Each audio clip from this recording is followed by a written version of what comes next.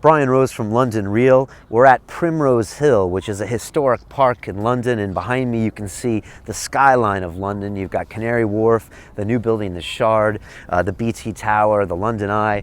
I love coming up here. It's great for meditating. During the summer it's packed. Everyone's hanging out, drinking, having a good time.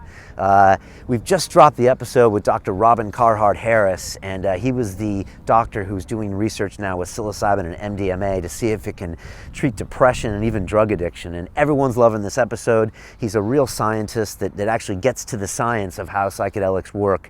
And I like it because it's kind of bridging the two communities of non-believers and then hardcore believers in the psychedelics. There's a lot of controversy.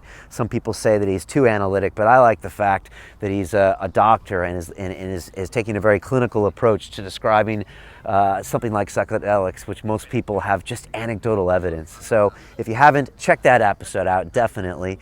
This week we had Mr. Daniel Pink on the show. He's an author of his latest book, which is called To Sell is Human. He's also written another book called Drive, and he looks really at a lot of the human components that make up economics. In this case, he talks about how as humans we're actually constantly selling, whether it's actually like trying to convince your kid to brush his teeth, or whether you're trying to push an innovation. We're actually in all ways selling something. And so it's really interesting how he breaks that down and diagnoses it. You know, he was with us for just an hour. It was like a whirlwind tour. We actually had the BBC in our studios shoot an interview with him beforehand. So you can tell he's kind of an all-business type of guy. Luckily, we had Sonia Dubell there, and she hit him with some spiritual questions that I don't know if he knew what to do with, but he did a really good job of being cool about that. So I hope you enjoy him. Speaking of Sonia Dubell, I've just had lunch with her, and we're going to be seeing a lot more of her on London Real, so we're really excited to have her really wonderful energy and feminine spirit on the show. You know, every episode she does is gold. So if you haven't seen her, you can look her up. She's been originally with us, I think, in April of last year. As usual, we are sponsored by Hover. They are a domain name registration company that does business in the right way. They have ethical standards. They give away stuff called the Who Is Privacy feature for free. They've got real people on the phone to pick up your phone calls. And they got this new service called the Valet service, which I'm just getting familiar with, which means you can transfer your domain name from whoever you have it with now over to them, get a full year free for $10. So we really want to show Hover some love. They support podcasts like ours, like Joe Rogan's, that talk about controversial stuff you're not going to get on the BBC or Sky. So go to hover.com/London Real, gets you 10% off anything. But just go check them out, man. We like how they do business, and we're big fans. And our other sponsor is Alpha Brain. Yes, it's a nootropic that makes your dome work better. I take one a day, 2 on podcast days. And if you want to go to Onnit Labs, go to londonreal.tv, click on the banner ad. Go over to Onnit. You can pick up Hemforce protein.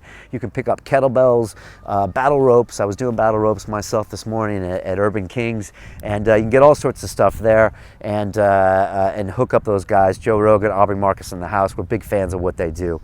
And that's it. If you're listening to us on iTunes, click on the subscribe button. We'd appreciate. If you want to come see our good-looking faces, come to YouTube channel London Real TV. We're on Twitter, of course. It's a party. We got a group on Facebook called London Reelers where we post videos about psychedelics, MMA, all sorts of crazy stuff. It's a lot of fun. And if you want to get involved and be an intern, send me a message at info@londonreal.tv. If you got 10 hours a week and 2 on Sunday, you can be part of the team. We got a meetup coming up in March where we're all going to get together at the studio, hang out, get some drinks up in us. It's going to be a lot of fun. So do that. And thanks so much for supporting the podcast. If you have any guest ideas or anything, send me an email. And that's it. Until then, increase the peace. And here is Mr. Daniel Pink.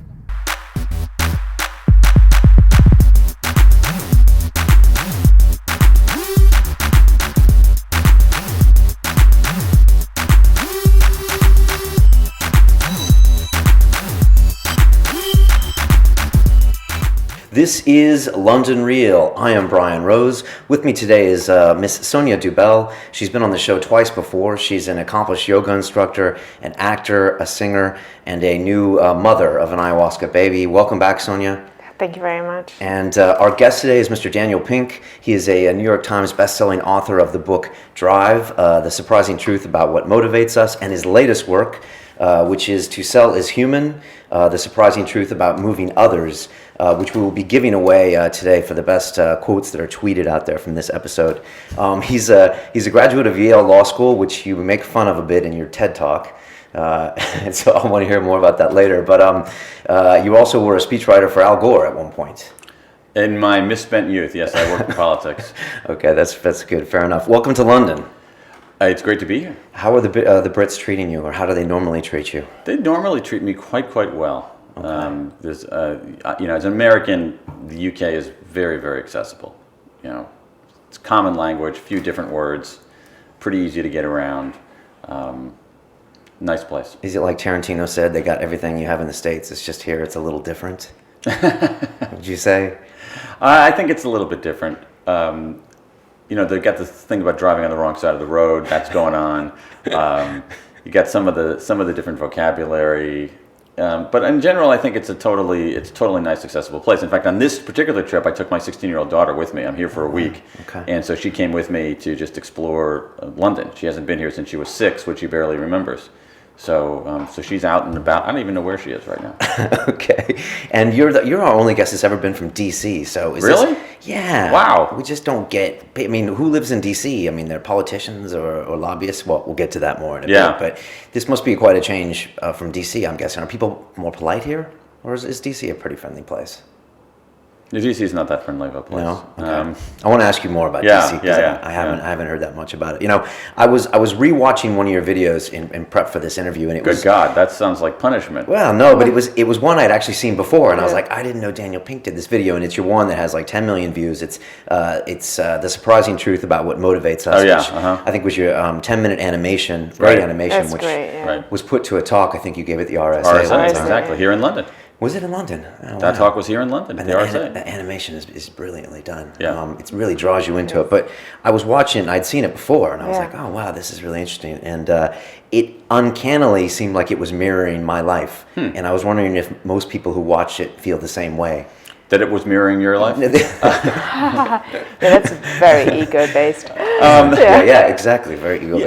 Yes and no. I mean, maybe not mirroring people's lives, but I think that people can see a kind of truth in it. That is that if they excavate beneath the surface of the conventional wisdom, they realize that people's motivations are different and that their own motivations are different. And that this might give them, in some ways, permission to think about it differently, or even vocabulary to talk about it differently. Okay. Yeah, there's vocabulary in there. I mean, I found myself watching it, and just to do a little bio, and then I'll move on from here. But the study was done at MIT, and then I went to MIT, and then I worked in the city, which is the Wall Street here. And at one point, they tried to pile more compensation on you to get you to do more work. And at some point, that didn't motivate me anymore, and I left, I think, because I wanted more autonomy, mastery, and purpose, and that's kind of what I'm doing now with London Real. It's really weird, and then I'm giving it away for free, which was another part of your lecture. So it was really trippy, but it made me realize how much I really needed autonomy and mastering a new skill, and then purpose, because I didn't have it there anymore. Yeah, but I think that's just human nature. I think all of us, I think it's human nature to want to be able to direct your own life. In fact, in some ways, the history of humankind is about the resistance to control of our lives, so that the human nature, I think, is to be fundamentally autonomous. This is why people stand in front of tanks in Tiananmen Square. This is why people march on Tahrir Square in Egypt. It's that human beings have two different reactions to control. They comply or they defy. And I think that compliance only lasts a certain amount of time. And I don't think it's particularly healthy. I don't think it's good for organizations. I think that our nature is to be autonomous and self-directed. I think our nature is to want to get better at something that matters. That's mastery. And also I think that our nature is to want to know that what we do actually contributes. And so to the extent that has that animation has resonance, it has resonance only because it's resonating to what I think is fundamentally people's human nature. We want to feel valued. We want to feel that we're making a difference in the big picture. Yeah, I think so, or even smaller than that. I mean, even, what I found, I did a book, my very first book was a book called Free Agent Nation. And in that book, I traveled around the United States interviewing hundreds of people who had sort of done what you did, Brian, left large organizations to go out on their own, about why they were doing this. And I did long qualitative interviews with people. And what was so interesting is when I went through the transcripts of those interviews after they were completed, I kept hearing the same word over and over again, and that word was this. I felt I wasn't making a contribution. That word contribution came up a lot. That is, people are willing to work, but if they don't know why they're doing it, if they don't see how what they do each day connects, if they don't see why what they do each day matters, and not matters in the sense of like solving the climate crisis, but matters in the sense like if they didn't show up, somebody would care, feeling valued, as you're saying. And I think that's just a big, huge factor in human nature, and it's one that I think is largely ignored inside of organizations. And why is that? I mean, you got a place like the U.S. that runs businesses very efficiently. You know, they get rid of companies, they make them go bankrupt. You know, they outsource labor to China.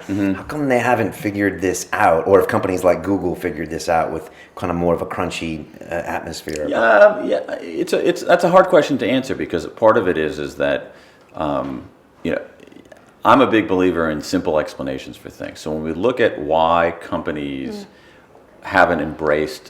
many companies haven't embraced these principles of autonomy, mastery, and purpose, even though the science on it is very clear that it leads to higher performance. What's the simple explanation for that? To me, the simple explanation for that is inertia. And it's been a working model for so long Precisely. that it's like your For thousands of years. It's like your own inner patterns. We sometimes recognize that our patterns are bad, but we just can't get out of them. It takes a lot of awareness, strength, and also if something's been working for so long and it's just ticking over, people are, they just like, if it's not broke, don't fix it. So the new companies, the Googles and all these, great innovative companies, they are starting afresh. They are starting with these new concepts. The old companies are going to soon be playing catch up when they really wake up to the fact that they need to. Yeah, eventually. Yeah. But it's if I do something one way on Tuesday, the odds are very, very good I'm going to do it the exact same way on Wednesday. And the question is, how do you get people off of that inexorable force of inertia? And it's very, very difficult. It's very difficult. This is why you see a lot of the companies that are practicing this different approach to motivation tend to be younger companies, one, but also tend to be companies that were created by a founder who's still around. So they still have some founder DNA in there. That is, they were basically, that some of these principles are baked right in to the inception.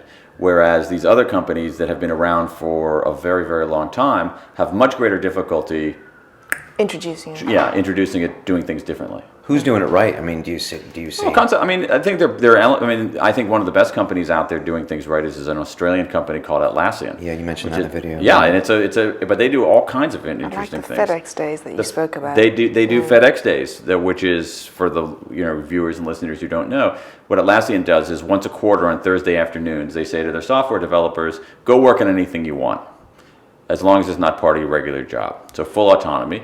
And the only requirement is that you have to show what you've created to the rest of the company on Friday afternoon in this kind of fun meeting. And they call them FedEx Days, or they called them FedEx Days. FedEx, as in Federal Express. Yeah. Really quickly come up with something great. You have to deliver something overnight. You have to deliver something overnight. Now, they actually do not call them FedEx Days anymore because FedEx sent them a cease and desist letter. So they now call them Ship It Days. But it turns out this one day of intense autonomy has led to all of these ideas for new products, fixes for existing products, improvements to internal processes. That's one thing that they do that's really interesting. They do a modified version of what some companies do of giving people not just that one day, but a certain percentage of their time on the job to work on whatever they want.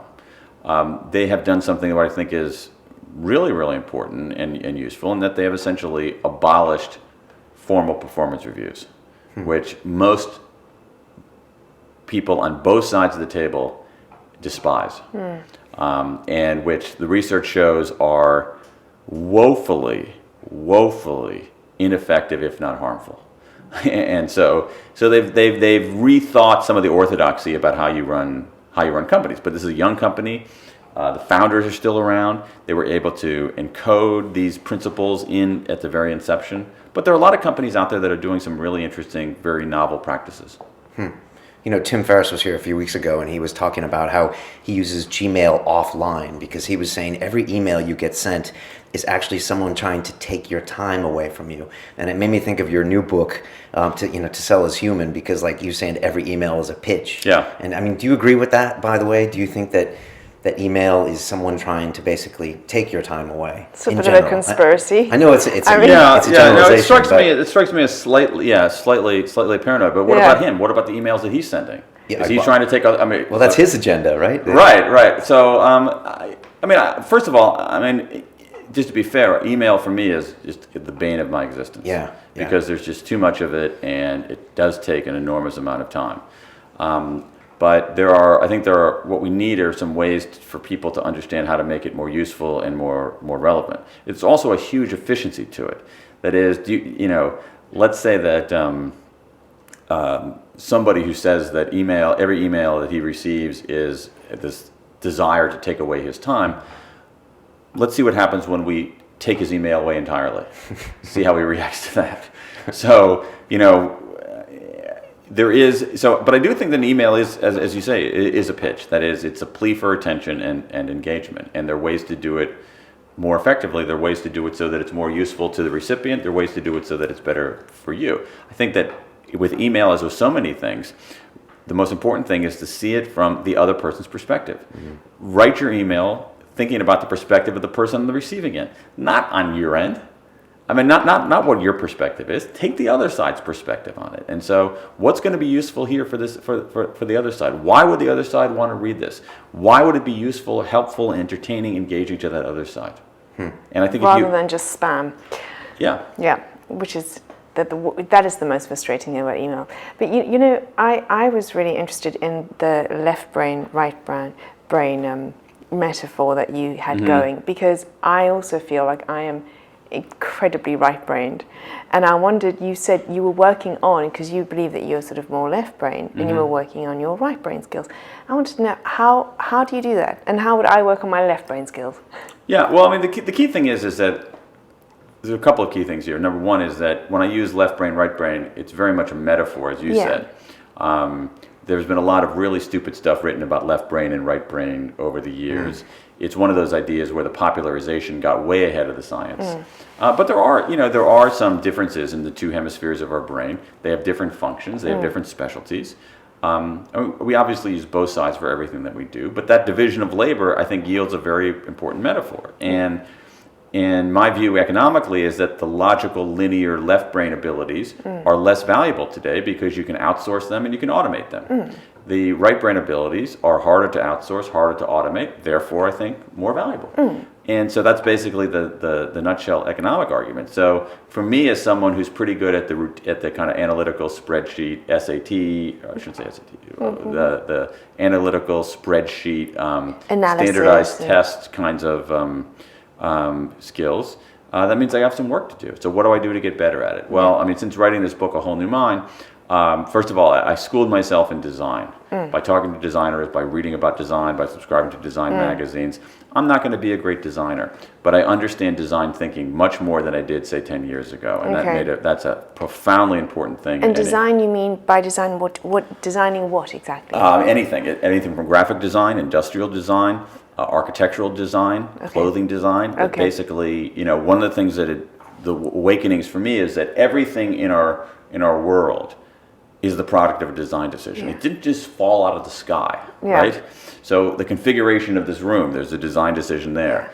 The insane London traffic, there's a design decision, a bad one, in the configuration of the roads. The way the signs are displayed, there's a design decision there. When you go in to buy a cup of coffee at a coffee shop, there's a design decision embedded in that interaction. If everything is a design, and hopefully you're hoping for the best design, something that's been thought out well, and very often that's not the case. Precisely, but going back to this email point, you can't just say, they're all idiots, they don't make good design decisions. What it means is that you have to make good design decisions in your own life. So if you're building it, so if you have a company, a brand, whatever, a website, you got to make sure that that website sees it from the user's point of view and that it's easy to navigate. If you're writing a book, I think I work very, very hard on the design, not the cover. Okay, we're not talking about cover, but the design of the book itself.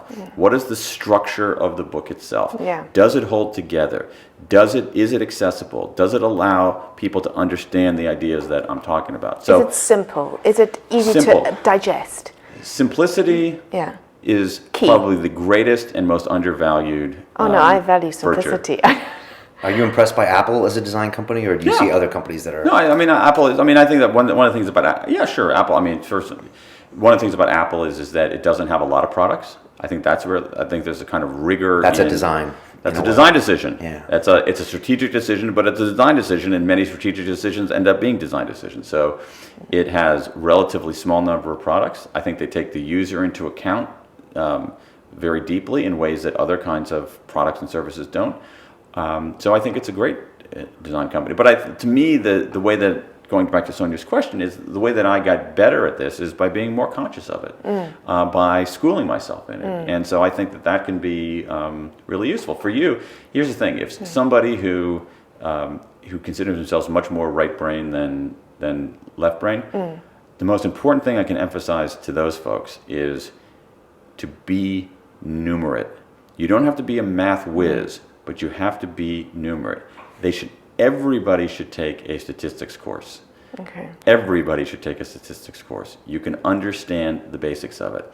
Everybody should have a basic understanding of probability. You don't have to have calculus. You don't have to have trigonometry. Thank God for that. You don't. I mean, because do you want to be a physicist or an engineer? No, you don't need the calculus for that. But you want to be a citizen? You better know stats and probability. Yeah. You want to be a functioning business person?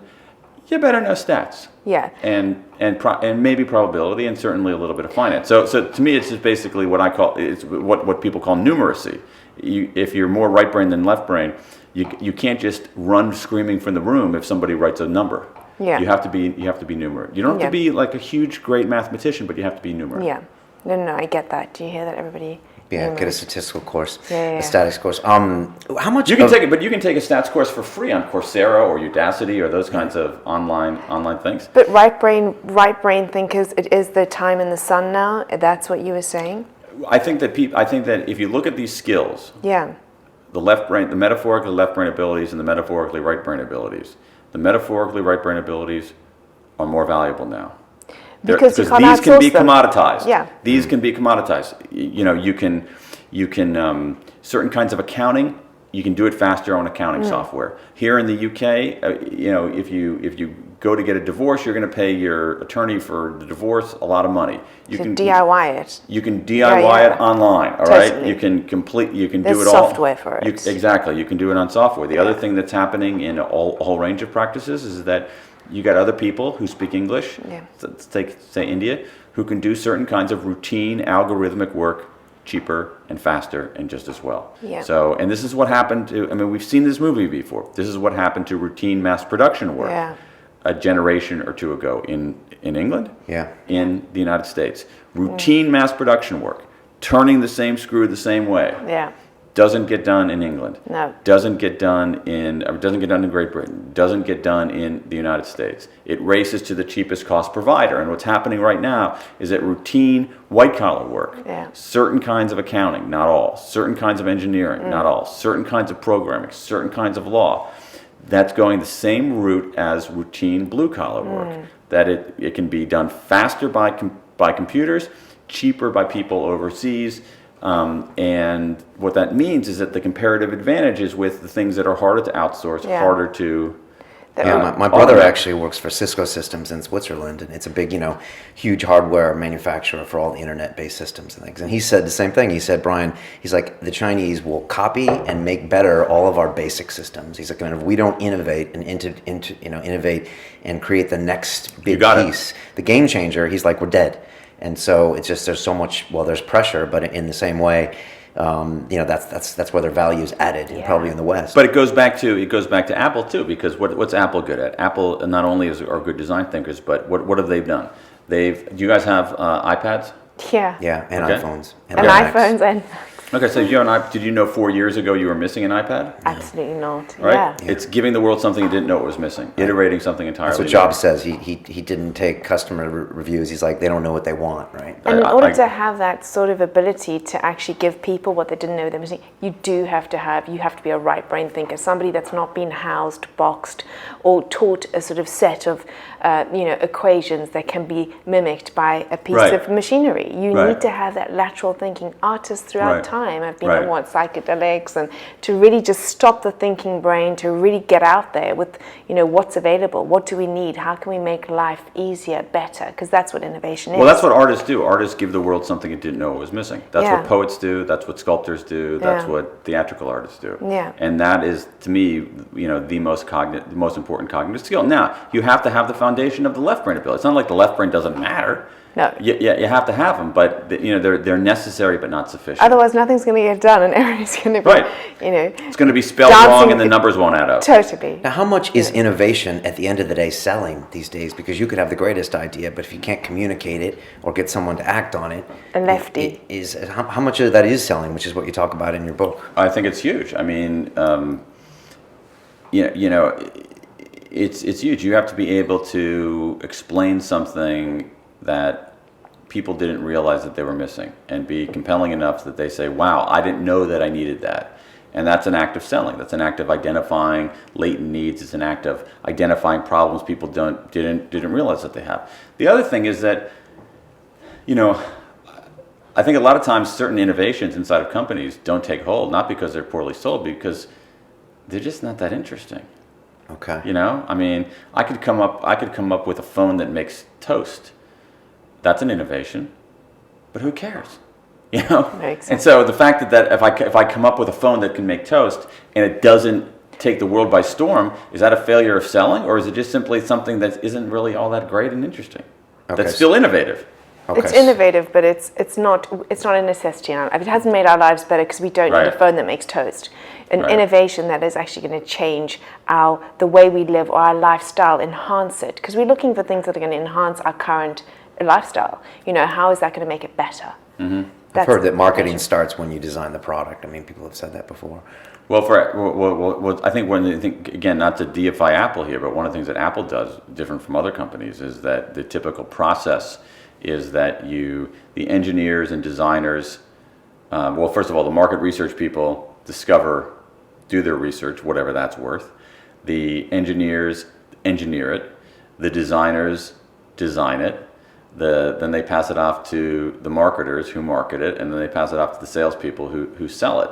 And what Apple does is it puts all those people around the table in the same room at the whiteboard stage.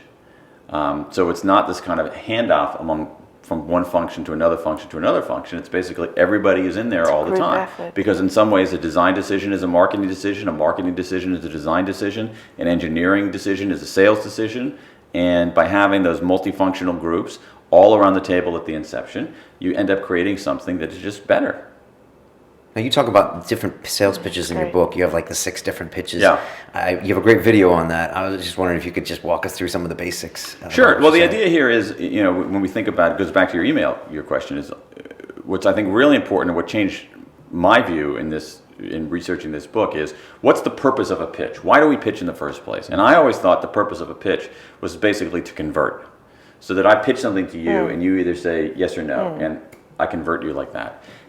Well, it turns out there's some fascinating research from the University of California, Davis and Stanford that followed around Hollywood screenwriters in the pitching process. They went with these Hollywood screenwriters. It's very exhaustive research where they went to all these meetings, they recorded the meetings, they transcribed the conversations, they followed up to see what was going on. It's actually a paper that won a lot of awards. And what they found, to me, the big takeaway from that, for me, especially personally, is this, that the pitches that were most successful had a certain quality to them. Do you know what that was? Take a guess. I'm trying to think. I was going to say empathy, but... Empathy is actually pretty close. Really? Empathy is actually pretty close. So the pitches that worked the best were pitches that actually invited in the other person as a participant. So it's not me saying to you, I got this movie idea and you say yes or no, the pitches that were successful were, I say, I have this movie idea, and you say, that's interesting. What about if we did it this way? And then I say, oh, yeah, that might be. It ended up being a sort of invitation to collaborate. It wasn't a kind of single shot meant to convert. Yeah. It was basically an invitation to engage and to collaborate. And those were the ones that were most successful. And so and most of us don't, again, we look at it through the other side of the spectrum.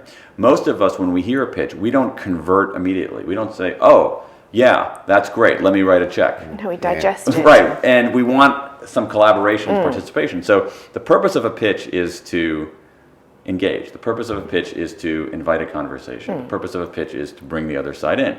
And it turns out that there's some really, really cool stuff on pitching and how we can do it better. And the way you do that is, how do you move somebody to want to be involved, to enjoy the topic or the subject? How do you deliver it? It's not only, it's partly delivered, it's also, I think it goes back to structure. One good example would be, we don't pitch enough with questions. We tend to pitch with statements. And it turns out there's some very interesting research showing the conditions in which pitching with questions is more effective. Yeah. And what it shows pretty clearly is that pitching with questions is effective when the facts are clearly on your side. When the facts are clearly on your side. Is that a rhetorical question? Well, not clearly a rhetorical question. Or is it just so obvious that someone will say yes or? Not quite. I'll give you an American example here. In 1980, Ronald Reagan was running for president. He was running against Jimmy Carter, who was elected in 1976. Reagan's argument essentially was that Carter had messed up the economy and deserved to be replaced. And because people's economic situation had deteriorated from 1976 to 1980. That was basically his case. But Reagan was sort of an unknown. Now, he had a bigger problem than being an unknown. He was known. That was his bigger problem, and not as an actor. As an actor and as a little bit of a scary dude. And what he did instead of saying your economic situation has deteriorated over the last 48 months. Right. Typical politician pitch, He asked right? a question. Yeah. He asked a question. He said, ask yourself, are you better off now than you were 4 years ago? Now, here's the interesting takeaway from this research. Questions, by their very nature, elicit an active response. Statements don't always. So if I ask you a question, even if you're not answering it explicitly, it still gets your wheels turning just a little bit. So what happens? People look at that question from 1980 and say, are you better off now than you were 4 years ago? They look back 4 years and they say, oh no, things are much worse off. What do? They're taking an active role, and they're summoning, more important than that, or equally important with the active role, is that they're summoning their own reasons for agreeing with you. They basically reach your conclusion their own way. They reach their conclusion autonomously. They come up with their own intrinsic motivations for agreeing with you. Now, where this runs afoul is if the facts aren't clearly on your side. Because if the facts aren't clearly on your side, they reason their way through, they engage a little bit, they have an active response, and they come up with their own reasons for disagreeing with you. And so when the facts are clearly on your side, pitching with questions is effective. When the facts are not clearly on your side, it's not the right way to pitch. And yet there is a slight point that I'm thinking, if somebody is bold enough, if they're trying to sell you on something and they're bold enough to ask you a question, that they're almost asking you to engage and think about the question, even if you didn't answer that question or investigate the answer to that question, you are sold by the fact that they've asked that question, thinking that they are bold enough to ask that question, that if I sat down and really went back to look at it, they're probably, I'm going to go with what you're saying, because there's a part of you that thinks, okay, well, you're strong enough to ask me that question, so I believe you've done your research, so I'm just going to go with that. Do you know what I mean? That's a good point. Yeah, that could be. That'd be interesting. That'd be an interesting thing to test. It does require a certain amount of confidence to ask a question, because you don't know what answer you're going to get. This is one reason, but it goes past these old style sales techniques. There's one. I mean, so many of the old style sales techniques have become, they're so irritating and they're so ineffective. But one of the techniques is to always ask people questions that could be answered yes. Yeah, the yes ladder, they call it, right? Yeah, and exactly. You have to ask a question that be answered yes 3 times, and then you've sold. Yeah. Do people smell that a mile away these days, do you think? Absolutely. Okay. And I don't think everybody does, but I think a lot of people do. Are you the kind of person who likes a good deal? No. No. You know? Exactly. Are you the kind of person who, wants to buy, something at something really useful at a fair price? No. No, I mean, that's yes, so obvious. Yeah. So are salesmen dirty in this way? I think you had an article where you talked about like an introvert extrovert salesman curve, and with someone in the middle was the most successful. Yeah, well, those are two different points. Two interesting, but two really interesting different points. I mean, one of them is, I do think a lot of us think of salespeople as dirty. That is, and I've written about this. I did a big survey of the American workforce, sample of the American workforce, obviously, where we asked people, when you think of sales or selling, what's the first word that comes to mind? What's the first word that comes to mind? And people offered words. Well, what would be your words? No, yucky. I don't know. Okay, yeah. If I think dishonest sometimes. Dishonest, great. Okay, this is exactly what people give you the answers. They give you answers dishonest. One of the top 25 answers in this survey was yuck. No joke. Yeah, absolutely. Yuck, ugh, ick, Elegant. fake, slimy, dishonest, manipulative, sleazy, smarmy. And that's what we think about sales. And in my view, and I write about it in this book, is that view of sales, I think, is woefully outdated. That view of sales is really not about sales, but it's about the conditions of sales for a very long time. And what I mean by that is that most of what we know about sales comes from a world of information asymmetry, where the seller always had more information than the buyer. When the seller has more information than the buyer, the seller can rip you off. Okay, this is why we have the principle of buyer beware. Yeah. But we don't have asymmetrical information relations between buyer and seller today. We have much more equal information relations. And so when sellers and buyers have equal amounts of information, that's a very different world. You can't be sleazy, slimy, and dishonest. If you're sleazy, slimy, and dishonest, you get found out. Even worse, people have a way to talk back. They tell everybody on Twitter. So I think what that's done is it's forced people more to the high road. I think it's a very different world of selling, and this goes to your second point, which is if that's right, how do you get good at it? And so once again, I went to the social science for this book. It's very interesting. And one of the things that I found is that if you're selling in a world of information equality, information parity, that is a very, very different kind of selling. Fundamentally different kind of selling than selling in a world of information asymmetry. Because in information asymmetry, the seller has the advantage. In information parity, nobody has the advantage. And so how do you get better at this? And what I did is, going to the social sciences, identified 3 key qualities that are necessary as basically foundational qualities. And they are attunement, buoyancy, and clarity, ABC. A, attunement, B, buoyancy, C, clarity. Attunement, buoyancy, and clarity. Attunement is perspective taking. Can you take the other person's perspective? Buoyancy is, how do you stay afloat on an ocean of rejection, which is what sales is in any kind of form. And the third thing is clarity, which we've talked a lot about here, simplicity. How do you take murky situations and make them clear? How do you go from solving existing problems, very left brain, to identifying problems people don't realize that they have, very, very right brain? And so it's those ABCs, attunement, buoyancy, and clarity, form the foundation of qualities that are necessary to sell your idea, to sell your product, to sell your service, to some extent to ask somebody out on a date, to get your kids to clean their room, to get your neighbors to move their car off your driveway, which goes to the point about introversion and extroversion. A lot of us believe that extroverts are better salespeople, and what's true is that extroverts are more likely to go into sales, more likely to get hired in sales jobs, more likely to get promoted. But the link between extroversion and sales performance, that is, how much stuff gets sold, is basically non-existent. And there's some new research out of the University of Pennsylvania's Wharton School, a guy named Adam Grant, who found that the most effective sellers were not strong introverts or strong extroverts, but people in the middle, what researchers call ambiverts, people who are a little bit extroverted, a little bit introverted. And the reason that they're skilled at it, arguably, is that they're more attuned. They know when to speak, they know when to shut up. They know when to talk, they know when to listen. Extroverts talk too much, listen too little, come on too strong. Introverts don't assert, don't strike up conversations. The people in the middle, the ambiverts, they're more attuned. They're ambidextrous. Go back to the prefix, ambidextrous. They can go left, they can go right, and they become much more effective at sales. So this idea that to be in sales, you have to be this kind of glad-handing, super gregarious, backslapping kind of person is flatly wrong. I always try not to be that guy in the city because like that would be it's too much for most people. Yeah. I think they typify you as a certain type of person. Right. They think everything you're doing is a pitch. Yes. And then after a while, overbearing. Overbearing is a word that you often hear with Sales. with people who are very strong on the extroversion scale. That is, you measure people's introversion and extroversion.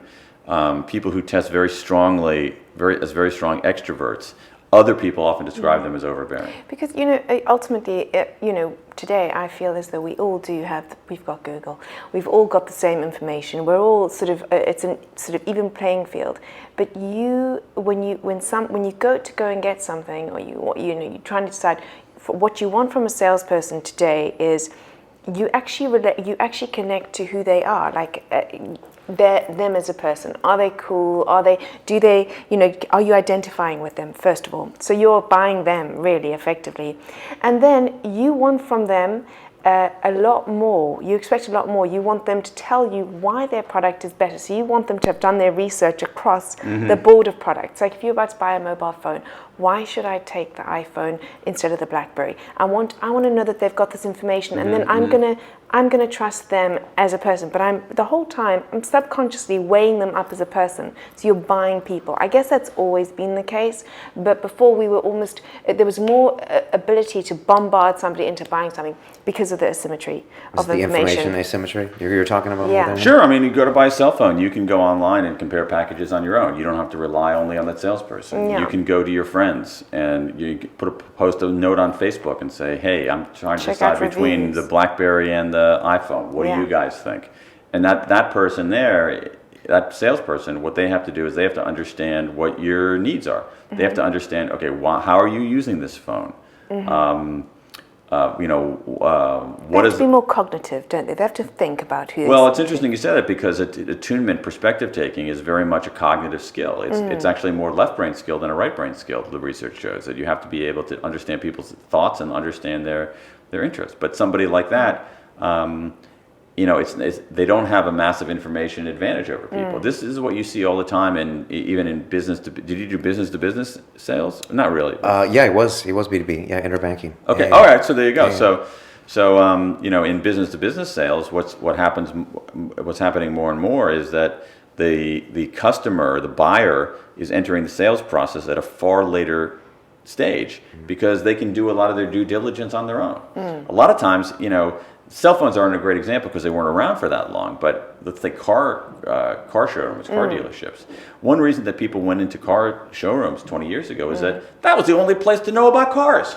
You had to go in there. That's where the information was. The information essentially was stored in that showroom. Yeah. And you didn't have it, and you didn't have access to it. So you had to go out and go to the showroom and actually get the information. Now you have customers coming into the process far later because they're able to get a lot of the information on their own. And when they go to the car dealer, when they go to the car salesperson, they know just as much about Ford Fiestas as that Ford Fiesta salesman. It's very interesting because it's the same. I think the same relates to sort of all your left brainers, doctors, lawyers. In the past, you would go to a doctor. I mean, my grandparents would go to a doctor. Doctor would say, well, you've got this, and this is your prescription, and go away and come back and let me know how you're doing in a month. It doesn't happen really today. People don't go to a doctor and he goes, you've got this and go and take this. I mean, I'm not saying everybody does it, but most people have a certain level of autonomy today. What do you think I have? Google. I'm going to do my research. I'm not going to just take any medication. I'm not going to buy anything you tell me. It's a questioning period that we've entered into, and people are more wanting their autonomy. They're wanting to question things. They're not just sucking it all up.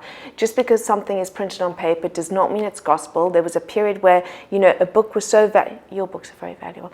There's a period where books were so valued, and so it's printed on paper, therefore it must be true. We're not in that anymore. It doesn't exist. In fact, today it's like, please stop killing the trees. We don't need a paper trail. Just put your book on the net. So there's a whole different era that we're going into, and I'm wondering, this shift in consciousness, is that actually making us also, I mean, there's been a bit of a religious, a turn. And I was interested when I was the left brain, right brain, I was starting to get all right brain about it and think about how, we've really shifted away from people buying into religion so much. What do you think of that? I mean, we're becoming a lot more spiritual, a lot more questioning of, any organization and religion, and it's very interesting to me.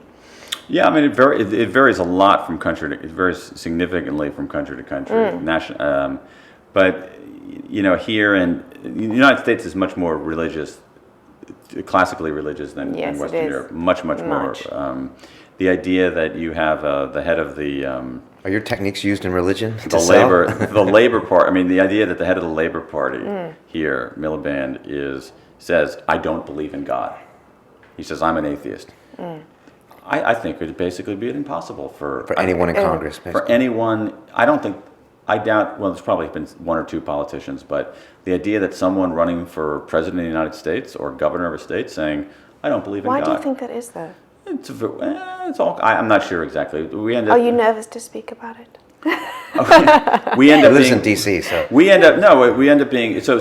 Religion has a different role. But I think one of the things that you see out there is that it's partly a product of affluence. And when I say affluence, I don't mean people getting enormously rich. I mean people being liberated from the struggle for survival. And one of the things that happened, I mean, the guy who won the Nobel Prize, a guy named Robert William Fogel, has written about this. What he calls it the fourth Great Awakening. That basically, as more and more people are liberated from the struggle for survival, you see it in the United States. I'll speak as an American in the United States.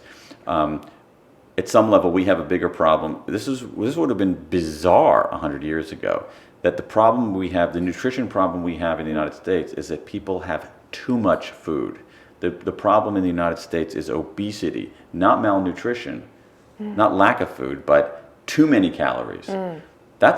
People would have been dumbfounded by having that as a problem 100 years ago. And so what you have in this world of pretty significant material abundance is people saying, "What's it all about? Why am I here? What's my purpose?" And sometimes they explore those questions through formal religion, but as you're suggesting, more and more they explore those questions through other kinds of mechanisms, whether it is spirituality, to some extent yoga. I mean, to a whole kind of bricolage of practices. So I take this Buddhist practice, and I take this self-help book, and I take this other thing that I learned, and I put it into my own amalgam of my eclectic understanding of how I want to live my life. And again, we can argue whether that's a good thing or a thing, but it's undeniable, a good thing or a bad thing, but it's undeniably a thing. I don't think there's any question about that. I don't think there's a judgment. I think a lot of people, even religious, really sort of people that have grown up in a society that is very religious, I think they too are understanding kind of the laws of nature, because what is spirituality? Spirituality is who am I in the big picture? What's my purpose? What am I here for? What are the laws of life that are unchanging no matter what society I find myself in? Because society makes these rules. That's what you study. This is social behavior. Is this something you're going to talk about more in like a future book? Like kind of go a bit more spiritual? Because a lot of your books are really practical, like business-wise, but they have such a spiritual side to it. Something Sonia and I were talking about before the interview. We were saying about you saying you'd have dinner with Jesus, Buddha, and Muhammad, and then write a book. Oh yeah. Okay. So because I think Jesus, Buddha, and Muhammad are pretty significant historical figures who have a lot to say about. I think it's a really, really interesting question, but your question of what's next, and it makes me think about this. If you think about all of the industries that have been disrupted, so big media disrupted,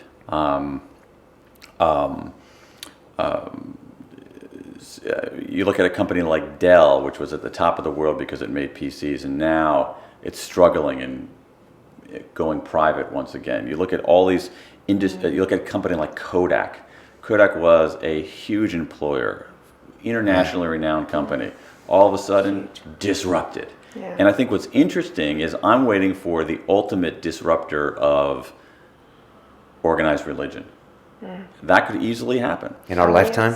I don't know. I mean, think about it. Looks like it Like, just do the kind of analogy. Or organized religion. Kodak is to organize religion as how would this work? The Kodak got disrupted by the digital camera.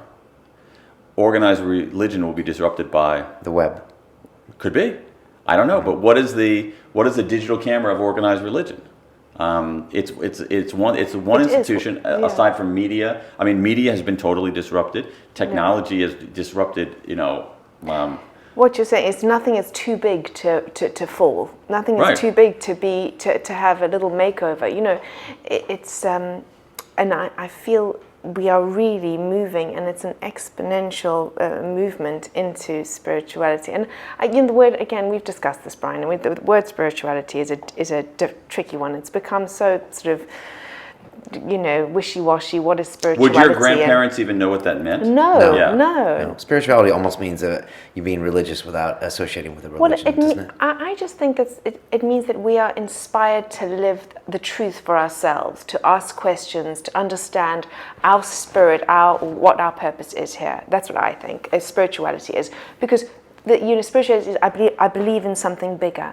I want something bigger. I know there's something more to just this treadmill of life. This go to work, and that's in such a big way is what you're trying to say with everything you write. Right? You don't just have to go to work. You don't just have to be a worker or be a manager. You can inspire the workforce. You can find meaning in what you do, and there are ways to do it. I have one other question for Daniel. Something that we talk about sometime on the show. I'm sure you wouldn't get this question on the BBC. Yeah. But Sonia and I have both taken ayahuasca, which is like an entheogen. Some people call it a psychedelic. But what it does is it really breaks down your ego to a very big way and makes you. What you gotta walk me back here. What is it again? Yeah, it's called ayahuasca. It has the compound dimethyltryptamine in it, which is very similar to psilocybin, which comes in a mushroom, also known as a magic mushroom. And Stephen Jobs was famous for saying that his mushroom trip made him create some of the Apple products. But what it does is it actually deflates your ego to a huge extent and makes you much more empathetic. And I was just wondering if you thought that would ever make you a better salesperson. Having a hallucinogen. Yeah, or an ego-deflating moment that might help you in some way. I don't know. That's a really interesting question about whether there are performance-enhancing drugs for salespeople. So if we have, I think it's an interesting question if there was a performance-enhancing drug for perspective taking. That I wonder. It's a really interesting question whether if you could take a drug that would allow me to be more acute at taking your perspective, or allow me to Absolutely. Would a near-death experience potentially make you a better salesman? Well, that Jill Taylor Bolt, didn't she? Yeah, that's an interesting one. So that changed her perspective on things, massively. and that was basically what you're describing, Brian, which is essentially ego deflation. Yeah. That's an interesting one. That had in some ways a more spiritual cast to it. Yeah. What I'm thinking of is blood doping for salespeople. Yeah. So did you mirror a lot of or watch a lot of salespeople in order to come up with a lot of the techniques of your books? And were there certain salespeople that really stood out in your mind and were like, this is the guy, and they taught me things I never even saw? Yeah, it's sort of yes and no. I mean, I think that on the realm of general principles, yeah, I think and they're very counterintuitive, or they're somewhat counterintuitive general principles. For instance, a lot of the very skilled salespeople I interviewed talked about the importance of humility, which actually in some ways goes to your point of ego deflation. They basically talked about the importance of being humble, the importance of listening, the importance of, one woman said, it's interesting because it is related to ego deflation. One woman said something very interesting. She said, I put myself in the small chair so the customer can sit in the big chair. That's which really is nice ego saying. deflation in some ways. Exactly. And so there was that. There have one of the salespeople I talked to talked a lot about his being soft-spoken, that he felt that he was effective as a seller because he was soft-spoken. He wasn't trying to dominate the conversation. He was listening. He was, being attuned to how other people were. So I think a lot of the general principles that come out of seeing someone else's perspective, of making things clear and simple, of listening as much as talking, of humility are really, just kind of quieter virtues that help us get better at moving other people. I think attunement is the biggest. I mean, really being able to just, because everybody's so different. One way is not going to make you a good salesman. You've got to be able to move with, people. Like who I'm feeling, who's this person? How can I, and it goes back to all the, mimicking. I mean, I'm not saying you should mimic people and copy what they do. And, that's also a thing of the past with the 3 yeses and stuff. But to be able to feel. Although there is a lot of evidence about mimicry. Yeah, well, the whole NLP, I mean, there is. I mean, yeah, although NLP doesn't have much research behind it, but the idea of mimicry, I mean, there's a lot of good, very solid social science on that, and I wish we could call it something else from mimicry. Yeah, because mimicry sounds like you're duplicitous. Yes.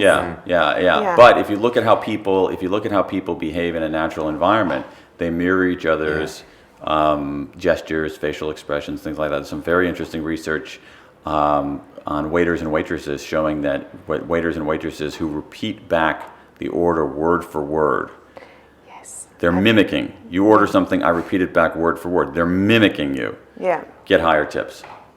I believe it. So there's something, I mean, I just hate the word, I hate the word mimicry. Me too. But the point here is that it's another subtle language with the body. Precisely, that it's another channel of information coming in there. It's another way to understand where someone is coming from by simply being conscious of how are they sitting, how are they using their hands, what are their word choices.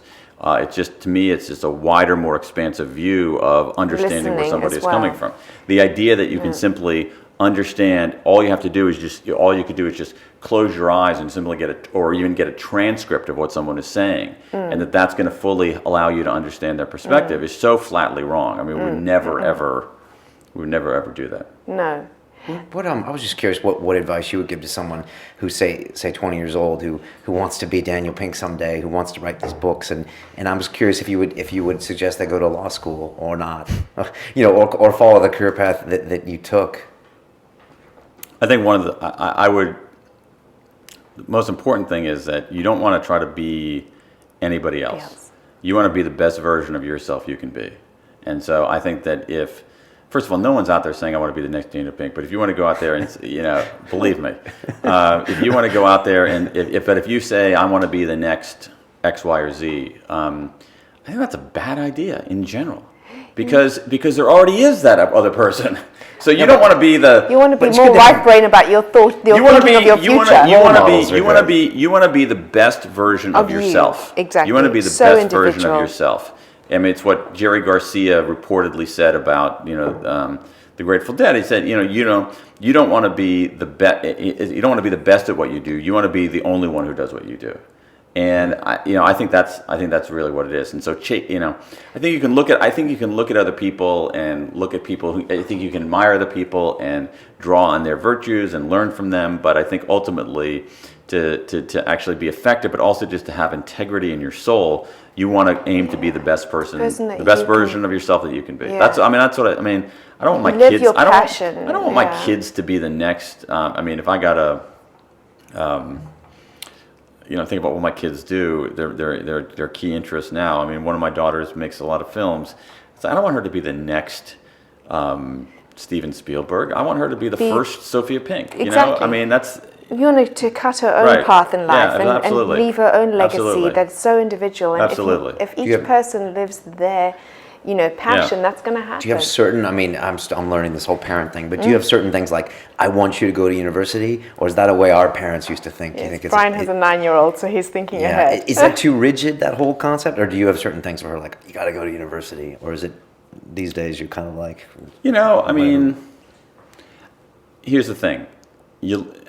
The evidence is pretty clear that if you go to university, it's good for you right now. Yeah, another one of your studies. So, it's pretty clear. Now, that does not mean that every single kid should go to university, no.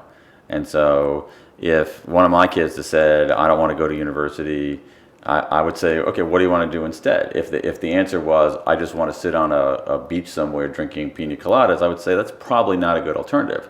But if one of my kids said, well, our other daughter is a dancer. She said, you know what, I don't want to go to college. I want to see if I want to move to New York and see if I can make it as a dancer. All right, rock and roll. I'm fine. Yeah, that's great. If one of my kids said, I went to college for a year, but I'm going to leave and start a company. awesome, go for it. College, university is always going to be there. Wow. Yeah. And what do you think about, So I think for kids, I mean, I'm always hesitant giving parenting advice, but I mean, I think for the most important things for kids is to, articulate a broad set of principles and values, but more important than anything else, live those broad principles and values. Because kids don't listen to that you say, but they watch what you do. Exactly. Well, to live them, you mean as a parent to live what you to be yourself. If I say if one of my principles is don't conform, be generous, work hard. And did the opposite. Yeah, and I'm like not generous, and I'm lazy. And a conformist. And I'm You're so incongruent. Right. Yeah. Okay. Yeah. So I mean, I always think that I think it's kids watch what parents. They don't listen to what parents say, but they watch what they do. Yeah, Absolutely. I'm starting to see that more and Yeah. more. Just a couple more questions, Yeah. and we'll be finished, Daniel. Do you find that as you get older, and maybe as you become a parent, that your interests in your books change, or that your work changes? I know we talked earlier about kind of what's next for you in the future, but do you feel that in yourself?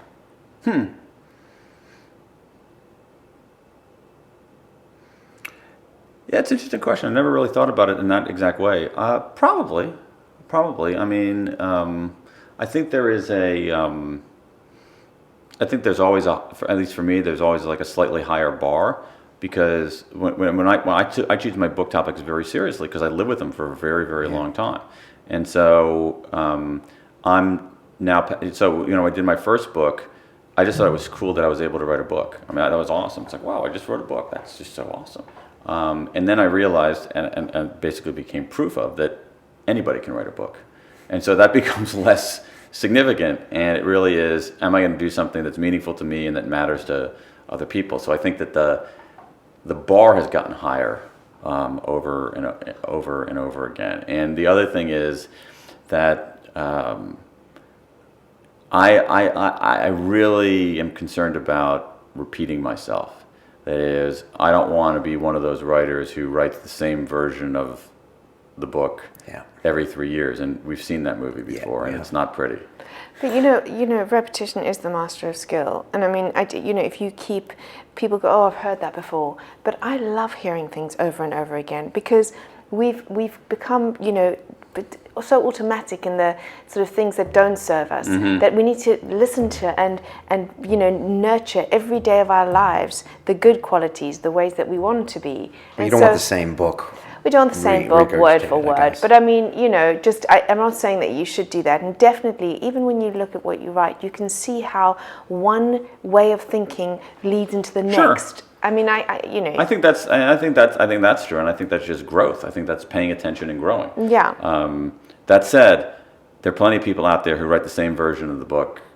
They basically write the same book over and over again. It's Hollywood, isn't it? It's a lot. It's fiction, nonfiction, a lot of different realms, and that just to me is completely unsatisfying. Like I think when you start writing the same book again, I think that's the time you say maybe you should do something else for a living. Yeah. Well, last question here. I've seen the way that you not only write a book, but you get these great videos behind it. I think you use a Radical Media for one of your videos. And I was wondering if you have advice to someone who's writing a book right now. Should they treat it kind of like a movie launch, or should they treat it like a long-term piece you're going to be living with for 3 years? And how much of it is online promotion that you do, or media like this? Well, on your first question, absolutely. The latter. Absolutely think of it as a long-term proposition. Okay. I think that a lot of, like for books are not movies. Right, which is 2 weeks. Books are not mass media. Wow, that's another statement. Books are not mass media. And so the idea that you only have 2 weeks to make a book work, I think is foolish. To me, the way that a lot of books take hold is if the author is out there believing in the idea or believing in the story, and is pretty relentless about going out and talking about that idea and talking about that story to anybody who will listen. And because books are not a mass medium, you have a fighting chance doing that. It's hard to, if you just look at the numbers, if you look at the revenue for even a successful book, in a year, it's often less than a single weekend of a big Hollywood movie.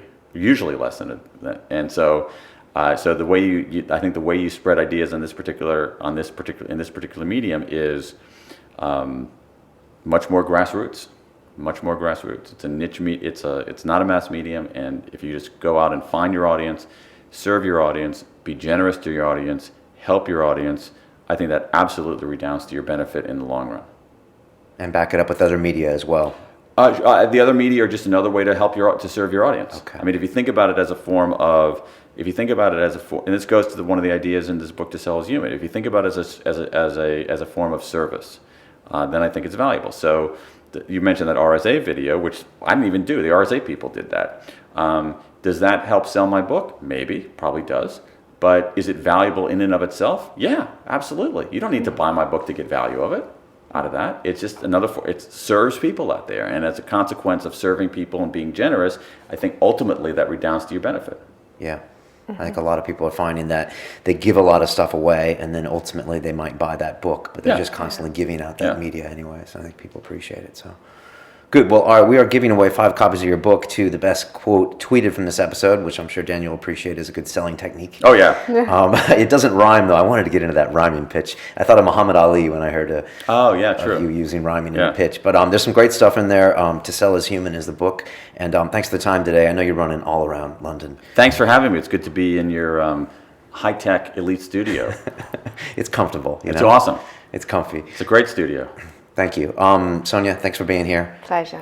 It was a completely, Sonia's here a lot of times and talks about spiritual topics and ayahuasca topics, but you were like a square peg in a round hole, but I think it's good. I'm not doing any ayahuasca. Sorry, guys. Yeah, you say that now. Yeah. That's all right. I'll send you some videos. Never say never. But thanks, Sonia, and thanks, Daniel. I appreciate it. All right. Thank you, guys. Until then, it's about the journey. All right. Indeed. All right. Cheers. Cool. And in the US, so they did a follow-up study to their main study with MDMA and patients with post-traumatic stress disorder, and the beneficial effects, the therapeutic effects, did seem to be lasting. Is there any issue with, because one of our viewers had asked if there's an issue of a permanent effect?